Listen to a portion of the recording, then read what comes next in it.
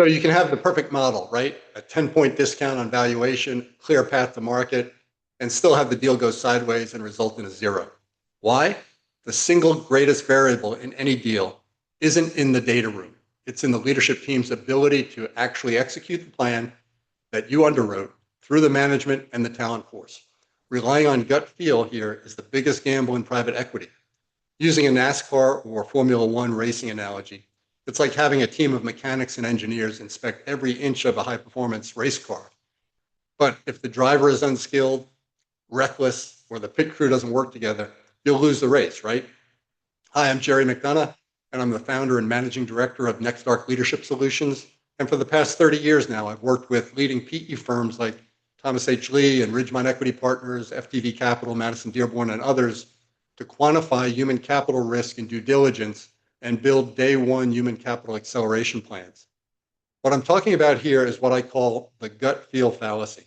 Senior partners pride themselves on being able to read the room, but they're also haunted by the deals that blew up because a charismatic CEO and a senior team with a compelling story couldn't deliver. This subjective risk is the root cause of underperformance. And that's why we created the quality of execution, or QOX, human capital predictive model. It's the leadership and human capital counterpoint to the quality of earnings report. Think of it as an insurance policy on your investment thesis. And for a small fraction of your diligence budget, typically 1 to 3%, we provide a statistically validated, objective analysis of the entire leadership ecosystem. Our report assesses the senior leader's capabilities, the leadership team's collective capacity to execute, and the HR platform's readiness to support the growth plan. It's the human capital intelligence you need to make a confident decision. And so let me share my screen and I'll present a recent mini case study where, there we go. So this particular company is a SaaS company. Let's call it Project Titan for now. The vitals on the company were 1.6 million annual revenue, 480K in EBITDA, and 52 FTEs. And so you can see what the results of our report are. The deal team really felt good about the management team and the capacity for this company to grow. After we did our diligence, and I'll give you some of the key tenets of that diligence here in a moment, we gave it a grade of C, really high risk from a human capital perspective. The diagnostic that we created compared that prospective acquisition to 112 comparable deals in our database of 6,200 deals over the past 7 years. Without the improvements we suggest as a result of this, the baseline MOIC will be 2.5x. With the improvements that we'll suggest, and I'll show you here in a moment, 3.1x. The human capital value opportunity is almost $10 million, and the human capital ROI for all initiatives implemented is over 24x. So, and importantly, there was a key predictive risk. This is kind of a combination of risks that come together that create really a lethal possibility.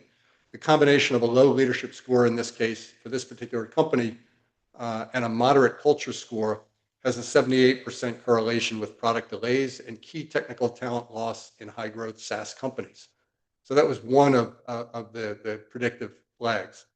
The assessment that we conducted that leads to these outcomes is across 7 pillars of human capital performance. And you can see them here on the left. Everything from leadership strategy, fairly low score of 58, talent acquisition, talent management, total rewards, HR operations, culture engagement, and compliance. And so none of those scores were particularly good. They weren't terrible. We've seen a lot worse, but they weren't great. And what we call the human capital debt figure was $395,000, which, by the way, can be used in negotiations with the target company. So where does that come from, or where does it lead? Beyond the assessment, we prescribe a day one value creation plan for human capital. And in this case, again, stemming from the results of our assessment in the context of the 112 companies that we compared it to, here are here's that plan for implementing a high-performance human capital system. First is critical, engage in conflict resolution and executive coaching for the SLT. We put a dollar number on that. By the way, the dollar numbers for each of these initiatives is what sums to the $395,000 human capital debt. We also prescribe what an incremental lift on MOIC will be for just that initiative. Secondly, critical also is launch a culture intervention to address toxic behavior and improve psychological safety. I won't go into detail in terms of what we found, but that is what we found. Again, a budget item.